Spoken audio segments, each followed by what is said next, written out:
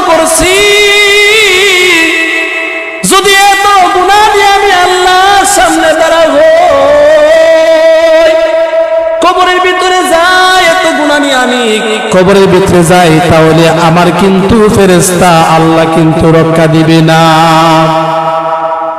তার ভিতর কাজ করছে আল্লাহর ভয়, জীবন যেভাবে কাটাইছে, কিন্তু কবরে যাওয়ার সময় সে মরণের সময় একটা ওসিয়ত করে গেছে, মরণের পূর্বে বইলা গেছে, আমাকে আমার লাশটা মরণের পরে তোমরা আমার লাশটাকে জ্বালাইবা, জ্বালায়া তোমরা এক কাজ করবা, ফুরবা, ফুইরা চাই করবা, চাই কইরা একবারে ফ্রেশ চাই করবা, চাই করার পর ওই চাইগুলাকে ফ্রেশ করবা, আটার মতন ফ্রেশ করিয়া, বালুর মতন ফ্রেশ করিয়া, ময়দার মতন ফ্রেশ করিয়া তোমরা ওই আটাগুলাকে, ওই ছাইগুলাকে তিনটা ভাগ করবা, তিনটা টুকরা করবা, তিনটা ভাগ করিয়া একটা ভাগকে তোমরা হাওয়ার মধ্যে উড়ে দিবা, আর একটা ভাগকে তোমরা পানির মধ্যে ফেলে দিবা, আর একটা ভাগকে তোমরা জমিনের মধ্যে উপরে ফেলে দিবা। এরকম ভাবে ওসিয়ত কইরা দিল। আর আল্লাহ রাব্বুল আমিন এর মানসা হইল আজরাইলকে পাঠায় দিয়ে ওই ব্যক্তির কাছে, জানটা কবজ হয়ে গেল, ওই ব্যক্তি মারা গেল। মরণের পর আল্লাহ তাআলা তাকে জিজ্ঞাসা করলো, বান্দারে তুই এইটা করলে কেন, এরকম কাজ করলে কেন, তুই তো মইরা গেলে গা, তোর ছেলে মেয়েদেরকে এরকম ওসিয়ত করলে, ছেলে মেয়েরা ওসিয়ত অনুযায়ী তাকে মরণের পর ফুইরা ছাইগুলা কইরা তিনটা ভাগ করলো, তিনটা ভাগ করিয়া একটা উড়ায় দিল বাতাসে, একটা সাগরের পানির মধ্যে, একটা জমিনের উপরে ছাইরা দিল। এই তিনটা যখন করলো, মরণের পর আল্লাহ রাব্বুল আমিন তার বান্দাকে জিজ্ঞাসা করলেন, রে বান্দা এই কাজ করলে কেন? বান্দা বলে, রব্বুল আমিন আমি তো জিন্দেগি চালাইছি, সারা জীবন শুধু পাপ করছি, অন্যায় করছি, আহাজারি করছি, এইভাবে আমি দেখলাম কবরের মধ্যে গেলে আপনার প্রতি আমার বই আইসা গেল, জাহান্নামের প্রতি বই আইসা গেল, চিরস্থায়ী জাহান্নাম আপনি আমাকে মালিক দিয়ে দিবেন। আমার আপনার বইয়ের কারণে, জাহান্নামের বইয়ের কারণে গো আল্লাহ, আমি শেষ মুহূর্ত আল্লাহ আমি লুকাইছিলাম আপনাদেরকে, জানি আপনি আমাকে পাইবেন না, আপনি আমাকে তালাশ করে পাইবেন না, আপনার বই এরকম করছি, যদি পান তাহলে শাস্তি আমাকে দিবেন। আল্লাহ রাব্বুল আমিন বলে, এখন পাইছিনি আমি। আল্লাহ বলল, ও বাতাস তোমরা কই ছাইগুলা দেও, ও সাগরের নদী তোমরা ছাইগুলা দিয়ে দাও। কারণ বলার পরে সব ছাইগুলো একত্রিত হইয়া স্ট্রাকচারটা আবার নতুন করে তৈয়ার হয়ে গেল। বান্দাকে রূহ দিল, যেটা করলো, আল্লাহ জিজ্ঞাসা করলো, বান্দা বলেন, আল্লাহ আমি মনে করছিলাম তুমি আল্লাহ আমারে বিচাইরা পাইতা না, আমি মনে করেছিলাম রব্বুল আমিন এত অন্যায় করছি,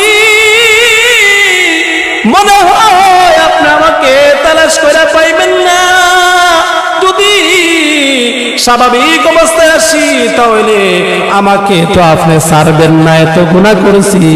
আল্লাহ বলেন, এখন পাইছিনি? বলে, হ্যাঁ আল্লাহ পায়া পাইছেন, ধরা খায় গেছি গো আল্লাহ।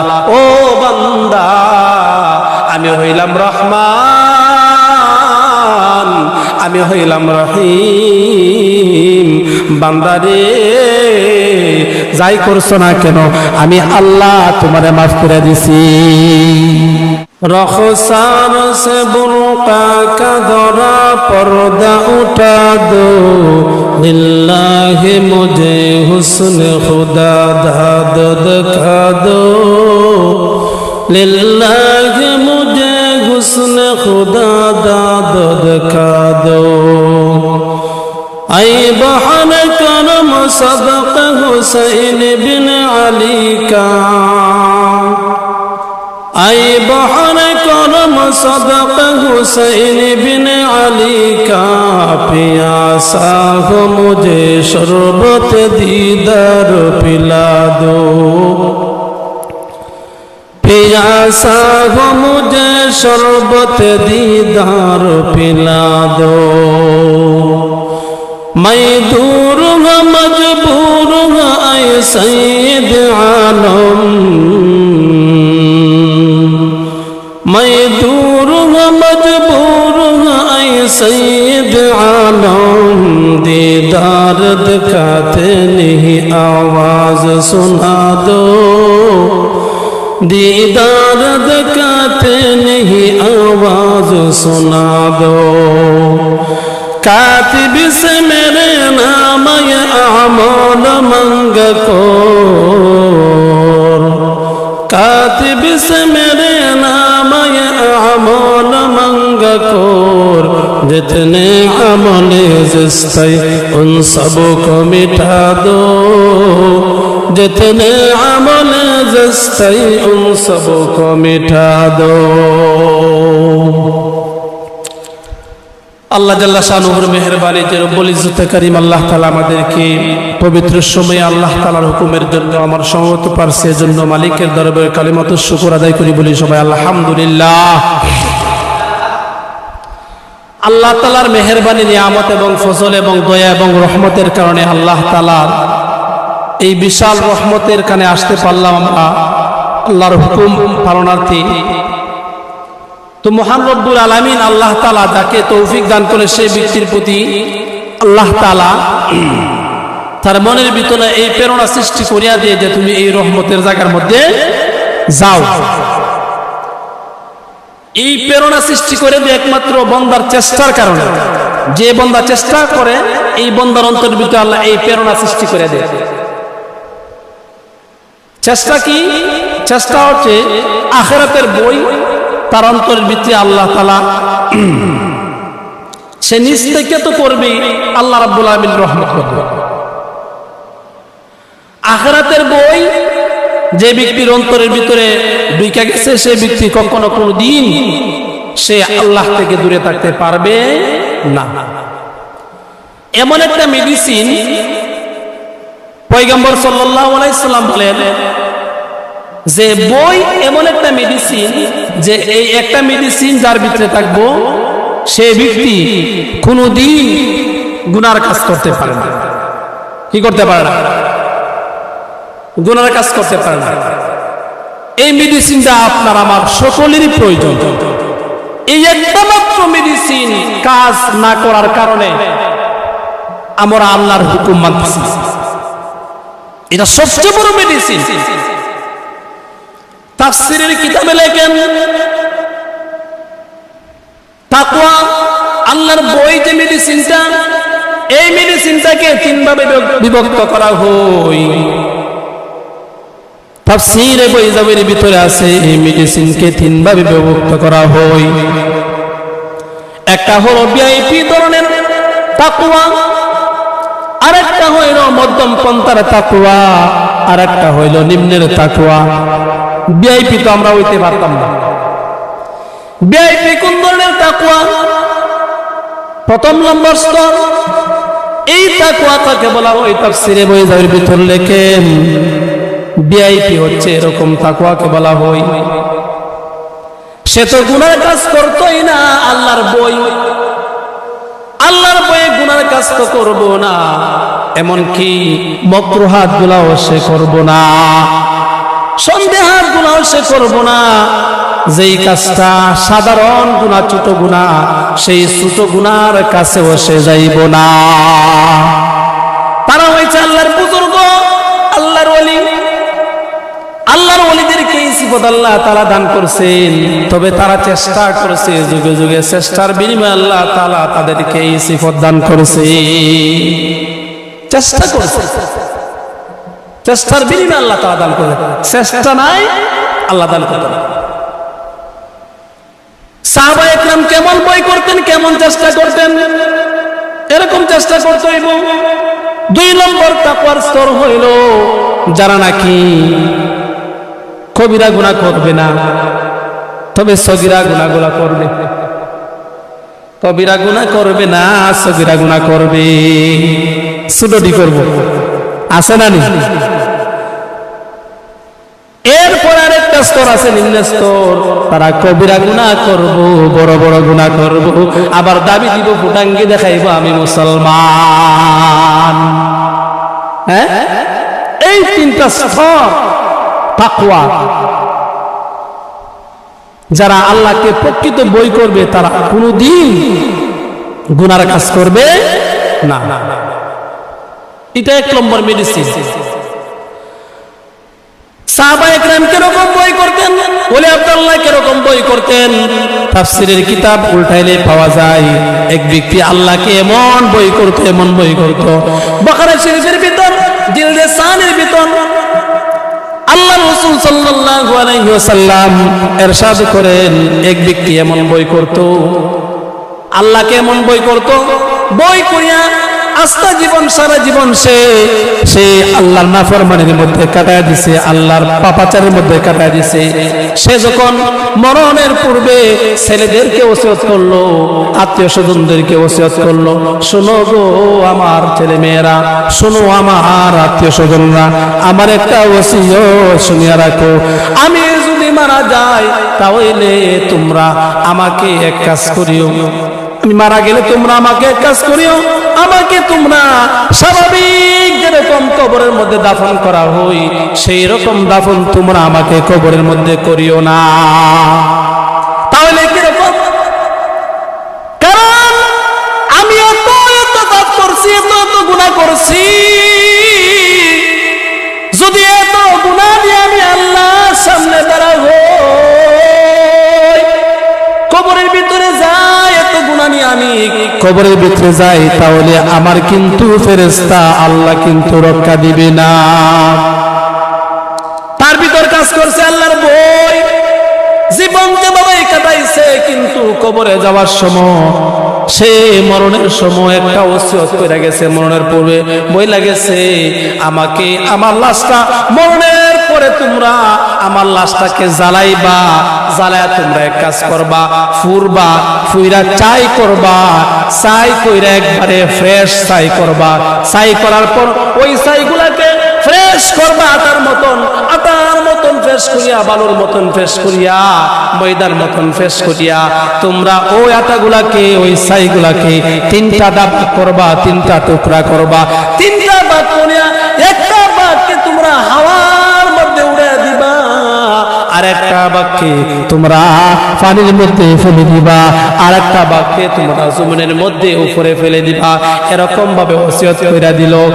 আর আল্লাহ রাব্বুল আলামিন এর মানসা হইল আজরাইলকে পাঠায় দিয়ে ওই ব্যক্তির কাছে, জানটা কবজ হয়ে গেল, ওই ব্যক্তি মারা গেল। মরণের পর আল্লাহ তাআলা তাকে জিজ্ঞাসা করলো, বান্দারে তুই এইটা করলে কেন, এরকম কাজ করলে কেন, তুই তো মইরা গেলে গা, তোর ছেলে মেয়েদেরকে এরকম ওসিয়ত করলে, ছেলে মেয়েরা ওসিয়ত অনুযায়ী তাকে মরণের পর ফুইরা ছাইগুলা কইরা তিনটা ভাগ করলো, তিনটা ভাগ করিয়া একটা উড়ায় দিল বাতাসে, একটা সাগরের পানির মধ্যে, একটা জমিনের উপরে ছাইরা দিল। এই তিনটা যখন করলো, মরণের পর আল্লাহ রাব্বুল আমিন তার বান্দাকে জিজ্ঞাসা করলেন, রে বান্দা এই কাজ করলে কেন? বান্দা বলে, রব্বুল আলামিন আমি তো জিন্দেগি চালাইছি, সারা জীবন শুধু পাপ করছি, অন্যায় করছি, আহাদারি করছি, এই পাপে আমি দেখলাম কবরের মধ্যে গেলে আপনার প্রতি আমার বই আইসা গেল, জাহান্নামের প্রতি বই আইসা গেল, চিরস্থায়ী জাহান্নাম আপনি আমাকে মালিক দিয়ে দিবেন, আমার আপনার বইয়ের কারণে, জাহান্নামের বইয়ের কারণে গো আল্লাহ আমি শেষ মুহূর্ত আল্লাহ আমি লুকাইছিলাম আপনাদেরকে, জানি আপনি আমাকে পাইবেন না, আপনি আমাকে তালাশ করে পাইবেন না, আপনার বই এরকম করছি, যদি পান তাহলে শাস্তি আমাকে দিবেন। আল্লাহ রাব্বুল আলামিন বলে, এখন পাইছিনি আমি। আল্লাহ বলল, ও বাতাস তোমরা কই ছাইগুলা দেও, ও সাগরের নদী তোমরা ছাইগুলা দিয়ে দাও। কারণ বলার পরে সব ছাইগুলো একত্রিত হইয়া স্ট্রাকচারটা আবার নতুন করে তৈয়ার হয়ে গেল। বান্দাকে রূহ দিল, যাতা করলো, আল্লাহ জিজ্ঞাসা করলো, বান্দা বলেন, আল্লাহ আমি মনে করছিলাম তুমি আল্লাহ আমারে বিসাইরা পাইতা না, আমি মনে করেছিলাম রব্বুল আলামিন এত অন্যায় করছি, মনে হয় আপনি আমাকে তালাশ করে পাইবেন না, যদি স্বাভাবিক অবস্থায় আসি তাহলে আমাকে তো আপনি ছাড়বেন না, এত গুনাহ করেছি। আল্লাহ বলেন, এখন পাইছিনি? বলে, হ্যাঁ আল্লাহ পায়া ফেলছেন, ধরা খায় গেছি গো আল্লাহ। ও বান্দা আমি হইলাম রহমান, আমি হইলাম রহিম, বান্দারে যাই করছো না কেন আমি আল্লাহ তোমারে মাফ করে দিছি। তুমি তো একবার তো আমাকে বই করছো, যে আমারে পাইলে আর তুই তো না, এই বইটা তো আমার তুমি করছো, এই বইয়ের কারণে যাও তোমার আমি আল্লাহ মাফ করে দিলাইছি। সে বই তো আমাদের অন্তর থাকতেই বই, সে বই তো থাকতেই। আমি বুঝার পরে যাতে আমার মানুষকে ঠকাইতাম না, মাফের মধ্যে কম দিতাম না, ওজনে কম দিতাম না। ব্যবসা করেন 42 মনে মন 41 মনে মন কিনা নেন, দেন সময় দেখায় দেন 40 মন দিচ্ছি, বাড়িতে নিয়ে দেয় 35 কেজি, 40 কেজি দিচ্ছেন বাড়িতে নিয়ে দেয় কয় কেজি, 35 কেজি হয়েছে। দেখা আলাদা দিচ্ছেন যে ওই আরো বেশি হয়েছে, ওই আরো বেশি হয়েছে, আরো দেওয়ার সময় 2 কেজি দিয়া দিচ্ছে, তারপর আবার 5 কেজি শর্ট। আহা, ধ্বংস ধ্বংস ওদের জন্য। আল্লাহ বলেন ওয়াইলুল লিল মুতাফফিফিনা আল্লাযীনা ইযা ইকতালু আলান নাসি ইস্তাওফুন। ধ্বংস ওদের জন্য যারা মাফের মধ্যে ওজনের মধ্যে বেশ কম করবে, আনবে বেশি দিবে কম, আনবে বেশি দিবে কম, তাদের জন্য ধ্বংস। মাফের মধ্যে কম দিলে চলবো না। আরে ভাই মাফের মধ্যে খুব কম দেয়, বলেন তো দেখি, যার ভিতরে আল্লাহর তাকওয়া আছে সে কি মাফের মধ্যে কম দিবনি বলেন? এই যে একটা মেডিসিন, তাকওয়ার মেডিসিনটা যার ভিতরে থাকবে সে কখনো কোনোদিন কম দিতে পারবে না। হযরত ওমর রাদিয়াল্লাহু তাআলা আনহু খলিফাতুল মুসলিমিন, হযরত ওমর সিফাতুস সাফওয়া তাফসীর, সিফাতুস সাফওয়া কিতাবের ভিতর উল্লেখ করেন, সিফাতুস ইবনে জাওজি রাহমাতুল্লাহি তাআলা আলাইহি সিফাতুস সাফওয়া কিতাবের ভিতর উল্লেখ করেন, হযরত ওমর রাদিয়াল্লাহু তাআলা আনহু আল্লাহর তো বই করতেন, আল্লাহর এই বইয়ের কারণে ওমর বলতেন যে আমি যদি ওমর আমার রাজ্যের মধ্যে যদি একটা কুকুর আনা খাওয়া যায়, মারা যায়, তাহলে আমি ওমরকে আল্লাহ কাজ করার আসামি দাঁড় করাইব। সিফাতুস সাফওয়া কিতাবের ভিতর ইমাম ইবনে জাওজি রাহমাতুল্লাহি তাআলা আলাইহি লেখেন, উনি ওনার কিতাবের ভিতর উল্লেখ করেন হযরত ওমর রাত্রের বেলা একজন খাদেমকে নিয়ে বের হয়ে গেলেন, একজন খাদেমকে নিয়ে বের হয়ে গেলেন রাষ্ট্র পরিচর্যা করতেছে। ইনতালাকা ওমর ইবনুল খাত্তাব রাদিয়াল্লাহু তাআলা ফি সাহবিহি মাহু, একজন সাথীকে নিয়ে হযরত ওমর বের হয়ে গেলেন। বের হয়ে যাওয়ার পর ওমর তালাশ করতেছেন, দেখতেছেন রাষ্ট্রের মধ্যে কে কোন হালতের মধ্যে চলছে, কোন মানুষটা বিপদের মধ্যে, কে ভাত খাইছে কে না খাইছে, কে খাইছে কে না খাইছে, এই তালাশ করতে করতে হযরত ওমর এক জায়গার মধ্যে যাইলেন, খলিফাতুল মুসলিমিন রাস্তা দিয়ে যাইতেছেন। রাস্তা দিয়ে যাওয়ার পর হঠাৎ করে দেখেন যে একটা মহিলার আওয়াজ তার কানের মধ্যে আসে পড়লো। কিসের আওয়াজ? মহিলার আওয়াজ। হযরত ওমরের কানের ভিতরে আসে পড়লো। ওমর মহিলার আওয়াজটা শুনিয়া কানটা ফাইতা দিয়া শুনলেন, মহিলা বলতেছে, কি বলতেছে?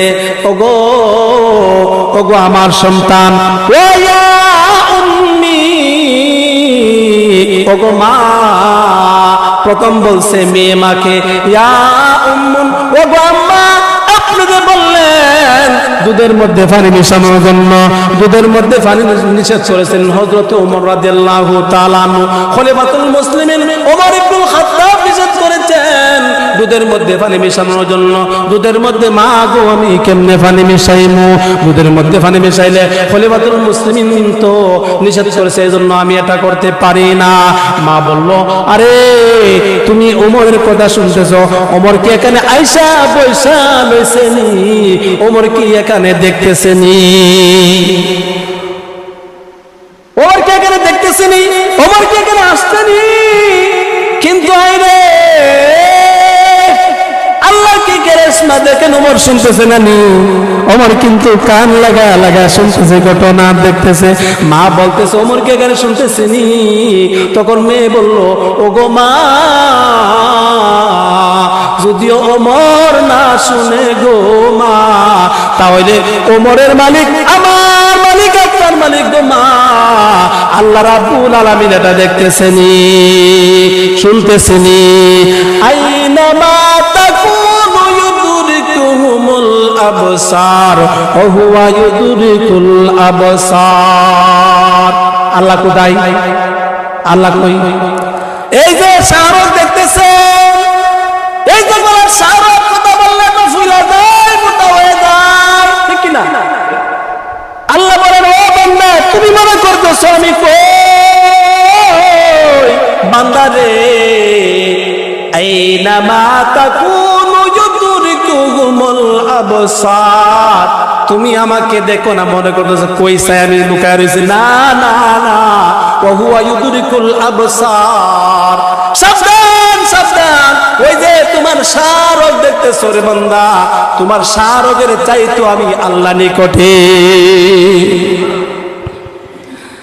আল্লাহ রাব্বুল আমিন এত নিকটে। মেয়ে বলতেছে, ইয়া উম্মা, ও আমার পরে আম্মা, যদিও ওমর না দেখে না শুনে গো মা, আমার মালিক আপনার মালিক আল্লাহ তো শুনতেছে এবং দেখতেছে। সুবহানাল্লাহ। ও ভাই, এটা করলো কে? এটা করলো কে বলেন? এই যে একটা বই, এটা একমাত্র আল্লাহর বই, শুধু একটা আল্লাহর বই কাজ করছে। আল্লাহর বই ওই মেয়ের অন্তরের ভিতরে আল্লাহ রাব্বুল আমিন ঢুকায় দিচ্ছে। আল্লাহর বই না থাকলে কিন্তু এই মেয়ে কোনোদিন এটা করতো না। আমরা তো 5 কেজি দুধের মধ্যে আরো 5 কেজি পানি মিশাই, ঠিক কিনা? 10 কেজি বানায়, ঠিক কিনা? 2 নম্বর বানায়, ঠিক কিনা? আরে বাদ পারি ওজনে কম দেই, ঠিক কিনা? ওজনে কম দিয়া বাদ পারি কইরা মাপের মধ্যে কম দিয়া, এরকম করলে আপনার আমার লস। কোন দিন বুঝবেন? যেদিন মরবেন সেদিন বুঝবেন, এখন বুঝবেন না। হযরত ওমর বললেন যে হায় রে, এই মেয়ে তো ভালো, এই মেয়ে তো ভালো।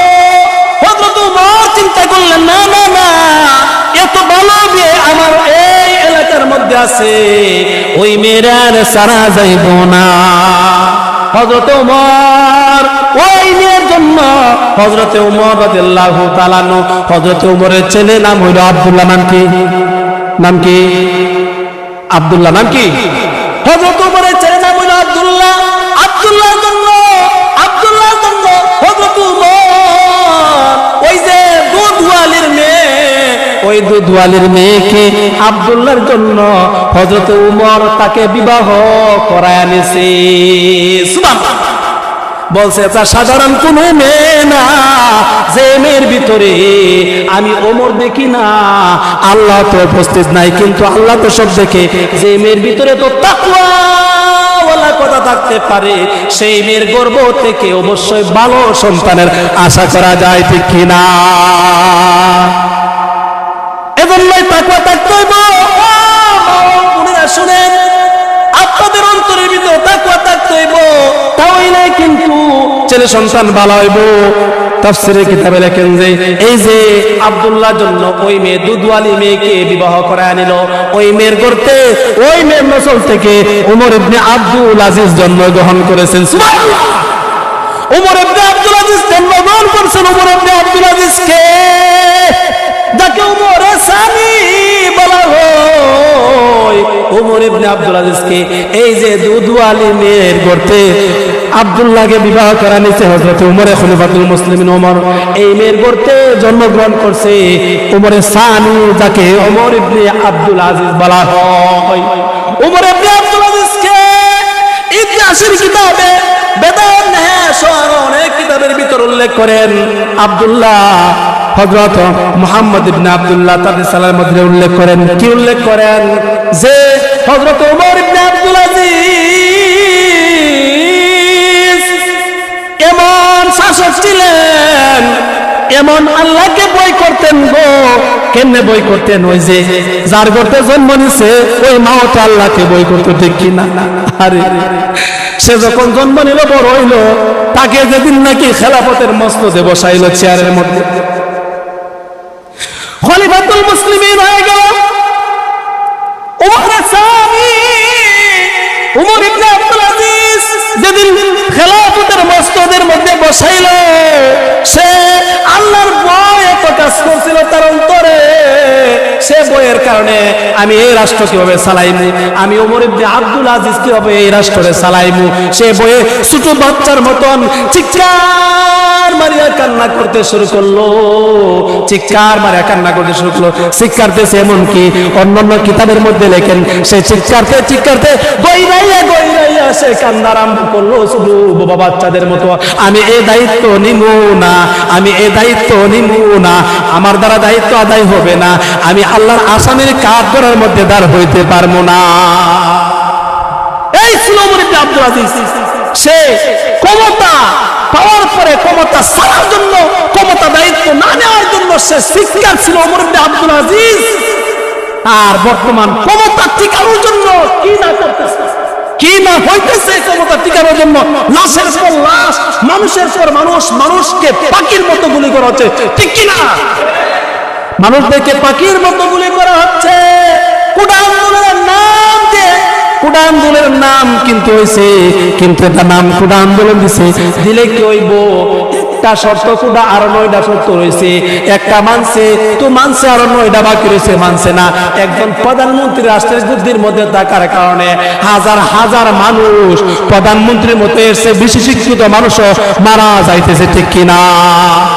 আরে একজন মানুষের জন্য যদি তুমি, একজন মানুষের জন্য তুমি শত শত মানুষকে যদি তুমি ফাঁসির কাছে ঝুলাইতে পারো, ঠিক কিনা?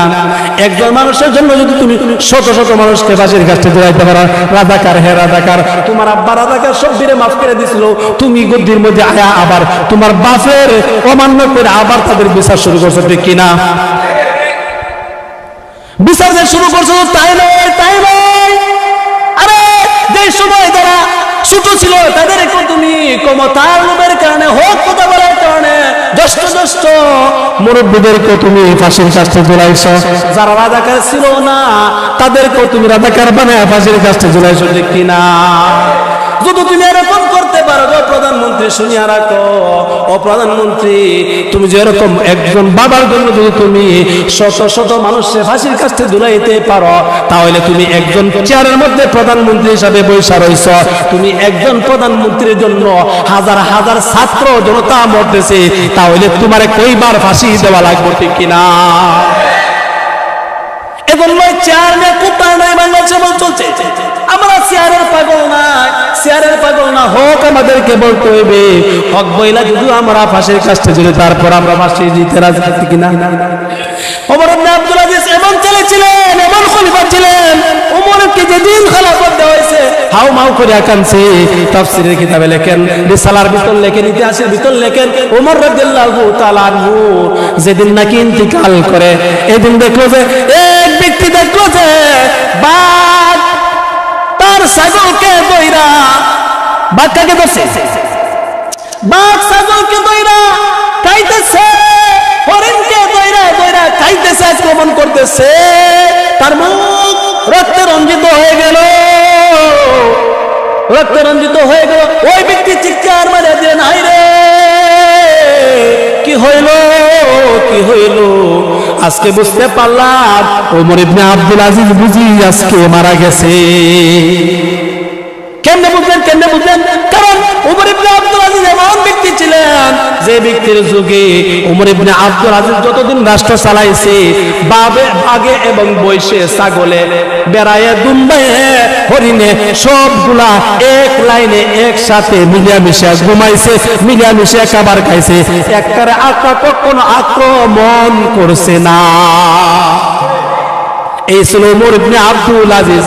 সে ওমর ইবনে আব্দুল আজিজ কেমনে হইছে, কেমনে হইছে, কার করতে হইছে? ওই যে খলিফাতুল মুসলিমিন ওমর রাদিয়াল্লাহু তাআলা আনহু, ওই যে খলিফাতুল মুসলিমিন ওই দুধওয়ালি মহিলাকে বিবাহ করাইয়া তার ছেলের জন্য আব্দুল্লাহর জন্য নিয়ে এসেছিল, ওই আব্দুল্লাহর ঔরসে হয়েছিল ওমর ইবনে আব্দুল আজিজ।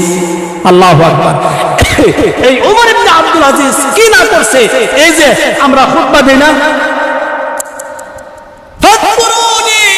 খুতবা সানির মধ্যে লাস্টের দিক দিয়ে আমরা বলি কি, ফাকুরুনি ইন্নাল্লাহা ইয়া'মুরু বিল আদলি ওয়াল ইহসান ওয়া ইতাই যিল কুরবা ওয়া ইয়ানহা আনিল ফাহশাই ওয়াল মুনকারি ওয়াল বাগই ইয়াইদুকুম লাআল্লাকুম তাযাক্কারুন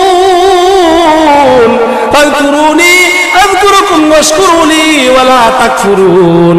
খুতবা যে আমরা পড়ি সানি খুতবার মধ্যে, সানি খুতবার ভিতরে এই যে একটা লাইন আমরা পড়ি, এই যে আল্লাহর আয়াতটা পড়ি, যত সানি খুতবা পৃথিবীর মধ্যে পড়া হয় এই আয়াতটা অধিকাংশ জায়গার মধ্যে পড়া হয়।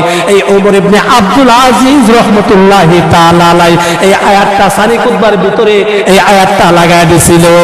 সুবহানাল্লাহ। এই ছিল ওমর ইবনে আব্দুল আজিজ। সুন্নাহ রাখেন, বুদ্ধা রাখেন, এই ছিল ওমর ইবনে আব্দুল আজিজ। এজন্য ওমর ইবনে আব্দুল আজিজের মতো আমাদেরকে আল্লাহর তাকওয়া করতে হইব এবং দুধওয়ানির মতো আমাদেরকে আল্লাহর তাকওয়া বিতে থাকতে হইব। থাকতে পারলেই আমরা অধিকার, আমার ভাইয়ের অধিকার, বোনের অধিকার, মেয়ের অধিকার, মার অধিকার, ছেলের অধিকার, সবার সম্পত্তির অধিকার, স্ত্রীর অধিকার এবং ছেলের অধিকার, সবার অধিকার আমরা পালন করব। রাষ্ট্রের অধিকার, দেশের অধিকার, সব অধিকার পালন করতে পারবো একমাত্র একটাই মেডিসিন, সেই মেডিসিনের নাম হচ্ছে আল্লাহর বই এবং তাকওয়া। আল্লাহ রাব্বুল আলামিন আমাদের সবাইকে এই তাকওয়া এবং বই অর্জন করার